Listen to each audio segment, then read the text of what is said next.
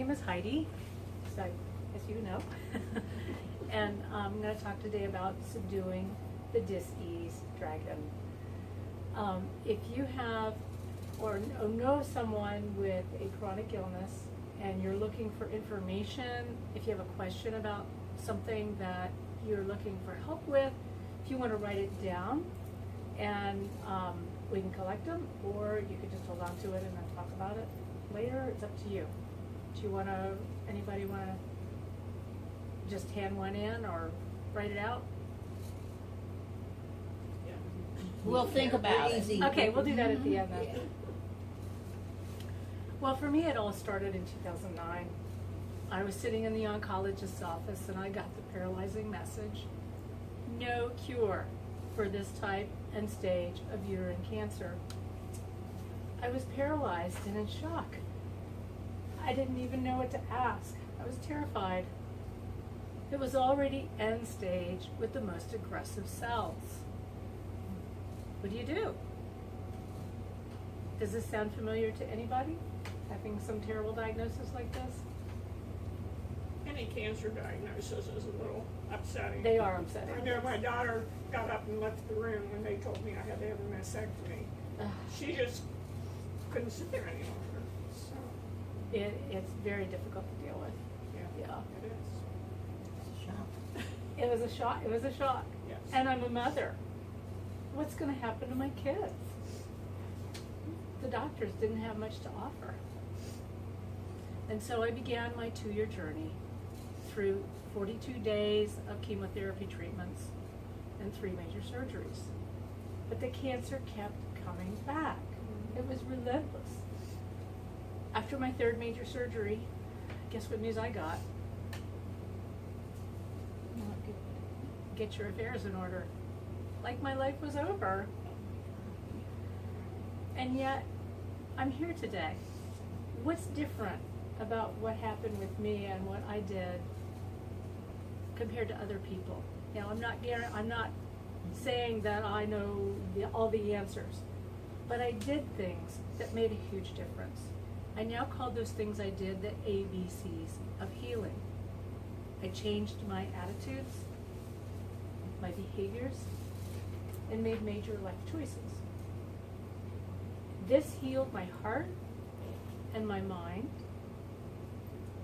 and my body followed. I've been free of evidence of disease and free of medical treatments for 5 years now. So it's amazing. So I believe that's what made the difference for me. And I've looked at lists of what patients who've gone into radical remission from cancer have done, and I simmered it down to these 3 things: attitudes, behaviors, and major life choices. So this is what I started out with. A diseased dragon, and he was pretty ferocious. And then I worked on my attitudes, my behaviors, and my major life choices. Now, when I got done, I had people come up to me and say, you have got to write about what you did to help other people, so that other people don't have to suffer as much as they are suffering. And that's how my book, Thriver Soup, is born, and you all have seen a copy of it. It's got more than 250 practical tips for the healing journey, and it's endorsed by a surgeon and breast cancer patient advocate, and it's traditionally published. So I want to talk about what other people have done with this book to go from being victims of dis-ease to victors over their dis-ease dragons. And your healing journey, if you are on one or you know someone on one, can also occur by working on these 3 things. So first is attitudes. I was a really good victim when I was diagnosed. I let other people run my life. I had a hard time making decisions for myself. I let things be done to me. I had to change that. I knew that when I was diagnosed. So I went into therapy and I switched to more of a victor mentality. A victim mentality, I learned, is what we do when we experience hurt but we don't process the hurt appropriately.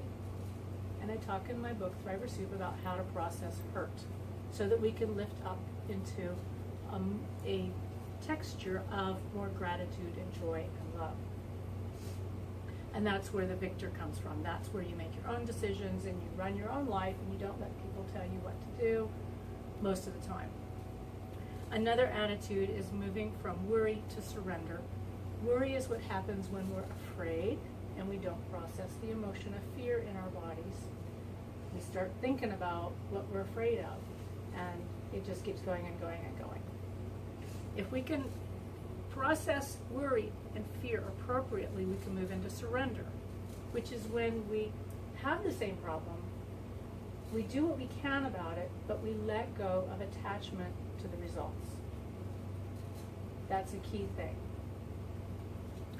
Then another attitude is moving from resentment to gratitude. Resentment is what happens when we don't process our anger in our bodies. Resentment is holding on to the anger and thinking again and again and again about what the problem is. And if we process it appropriately, we can move into gratitude. Bonnie is a Thriver Soup reader from Fort Worth, Texas. She got a diagnosis nobody wants, breast cancer. At first, people came out of the woodwork to help her. She had 2 young teenagers, and she had a husband who was traveling all the time, so she needed help with a lot of things. But after a while, they went back into the woodwork, and she was getting more and more resentful. And this was not good for her health. Well, she read in Thriver Soup the entry, Resentment, Raging Bull, and decided that she needed to face her anger and deal with it appropriately. What she chose to do is to write out all her resentments so that she could shred them all and get rid of them. Once she lifted herself up into a texture of gratitude, the anger she could let go of, and the help came back. She got the help she needed, she got the rest she needed, she got the treatments she needed, and now she's thriving. Can anybody think of an attitude that you have switched that's helped your life?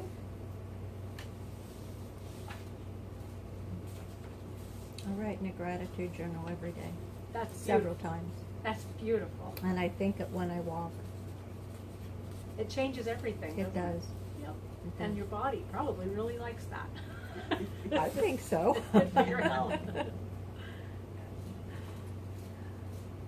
I think the gratitude thing is just uppermost important. It is very important, yes. A friend told me a saying, there's a story that goes along with it, but I don't remember all the details of the story. But the end result was, whatever comes up, I have no complaints.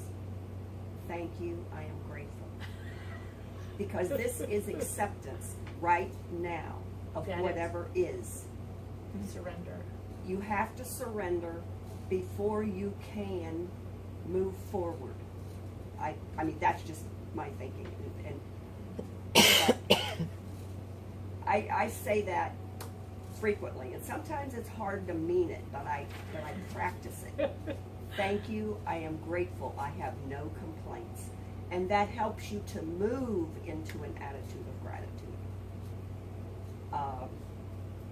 There's other sayings like, whatever you resist persists. So you want to let go of the resistance, especially with a disease. Oh, yes. You want to let go of that resistance, and this will sound strange, but you welcome it and bless it and bring it in, because that's what will enable it to change. It seems like a contradiction. It does. It does. And I think there's a time and a place for that, but there's also a time to say, cut it out because it's damaging me. Yeah. But we have to accept it for what it is. Right.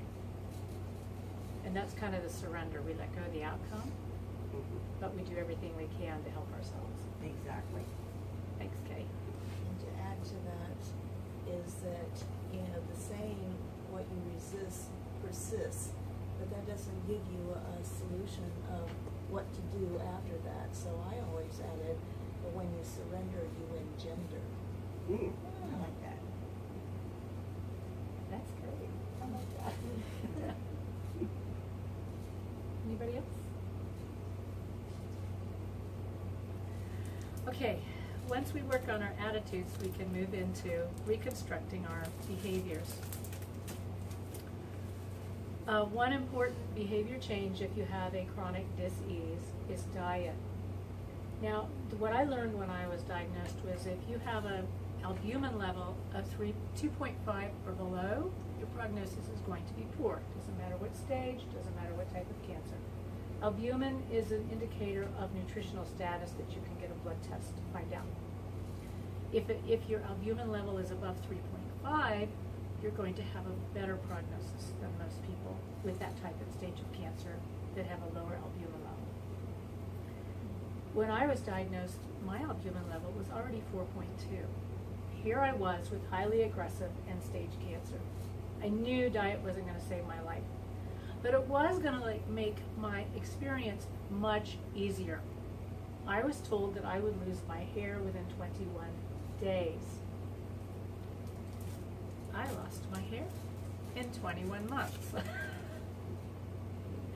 And as you can see, the Donald has trumped my comb over, but mine trumps his now. So diet is really important, and I have a whole section in Thriver Soup about how to eat for maximizing your chances of healing. Another practice, another behavior would be a sitting practice. It doesn't have to be sitting, it can be lying down, it can be sitting up, it can be standing, and that's to have a straight spine. And then have your hands open and receptive and ask to be filled with healing energy. And doing that 10 minutes every morning and 10 minutes every evening, it will enliven your body. It will raise up life force energy in the body. So that was an important practice for me when I was going through cancer treatment. Now, I was told 10 minutes every morning and evening was like just the bare bones basics. The more you can do it, the more life energy can rise up in your body. And a third major behavior change is to experience the emotions in the body. And I talk a lot about that in Thriver Soup. When you experience fear, you simply focus on the sensations in the body and don't think about what you're afraid of. Don't make a story about it. Don't tell yourself things. Don't even think, I'm not going to think about this anymore. You simply experience the sensations, and it can move around, it can get more intense, but it will dissipate after about 90 seconds. Now, if you start thinking again, then you have to go through the process over again. One time I got really angry, and it was something that I had good reason to be angry about, I thought. Well, I did the process for an hour. It was just roasting in rage. But when I got done, the rage lifted. I did the process just repeatedly. And I was no longer full of rage. Nobody got hurt. Everything was fine. That's an important thing to do with the feelings.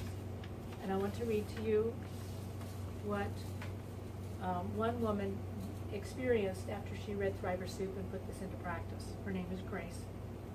One section had to do with anxiety and how to handle my fears. Thriver Soup suggests feeling my feelings, actually experiencing the sensations in my body, and to just let them be. Eventually, the emotions receded. I felt such gratitude for this practice. These suggestions turned out to be an invaluable aid to me.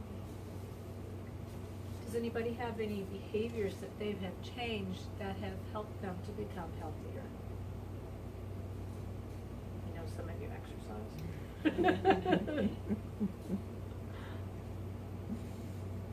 Well, I don't let a day go by where I don't walk, jog, get my metabolism up, keep my brain healthy. Yeah, that's Yeah. important for brain health too. And great. even when I don't feel like it, that's not an excuse. Out we go, you know. have your coffee later, but out the door. Oh, wow. Even on like icy days? What do you do then? I don't do icy days. Okay, so Do you I, do take a Colleen? day off every once in a while. Joyce had a skiing accident Oh. on an icy day Yeah. without skis. We don't do So, that. she's not permitted. Mm. Okay. And the third one is once we change our attitudes and reconstruct our behaviors, we can make major life choices. A major life choice might be like leaving a high stress situation like a job that's quote unquote killing me type of thing. Another would be to end an unhealthy relationship. I had a friend who had a terrible time dealing with her mother, and I suggested that she stop the relationship with her mother, or at least take a break from it. She was stage 4 cancer, breast cancer. She stopped the relationship for about 6 months, and during those 6 months, the cancer didn't grow. So it had a significant impact on her life. Another one is to approach the cancer or the dis-ease from every angle. Medical, nutritional, physical, social, emotional, mental, and spiritual. Once we change all of that, make that choice of changing every aspect of our lives, it gives our bodies more chance to heal. This is a woman who has ALS, which is Lou Gehrig's disease. And she read Thriver Soup, and she writes, Heidi Bright wrote about her journey to health through a war zone of cancer and cancer treatments in Thriver Soup. I read Thriver Soup because I'm going through my own war zone of ALS. I need all of the help that I can get, and Thriver Soup is helping me see that it is possible to get to the other side, even when everyone tells you that it is impossible. Heidi was told to prepare to die, and she refused. She is my role model of a successful health warrior. I'm now guarding my health, clearing out stresses, eating wholesome food, adding food supplements, meditating, finding alternative healing methods because medical science doesn't have anything good yet to offer for ALS, taking naps, pursuing my dreams, and living my life. She has kept her voice much longer than she's supposed to. She's still walking, and she's still driving beyond what was expected of her. So in a way, she's doing her own thriving because she made the major life choice of changing her life. Now it doesn't end, the ABCs don't end with round 1. We can have a new attitude lead directly to a major life choice. We can have a major life choice lead to changed behaviors. It's a cyclical upward spiral. I'm not talking about a cure. I'm talking about raising up life force energy in the body. This gives the body the opportunity to rebalance itself so that we can heal. Here's something that Patty had a friend in Georgia who was just diagnosed with cancer, and they got a copy of Thriver Soup. As I opened Thriver Soup, I flipped over a few pages and stopped on page 79. Right there, outlined with specific questions for particular physicians, was the key to a much more successful and informative consult with the radiologist-oncologist. Heidi's book is already helping us in miraculous ways, and I really like the format she's chosen. So much great advice is packed onto every page, but it's presented in a casual, uncomplicated way. It is comforting to the people who are concerned, even afraid of their prognosis, because the text provides a plan and a focal point every step of the way. People are finding hope and options and genuine strength and good attitudes through Thriver Soup. So it's got a lot to offer. But we need to know what we need if there's a situation going on. So if anybody is looking for information about a situation,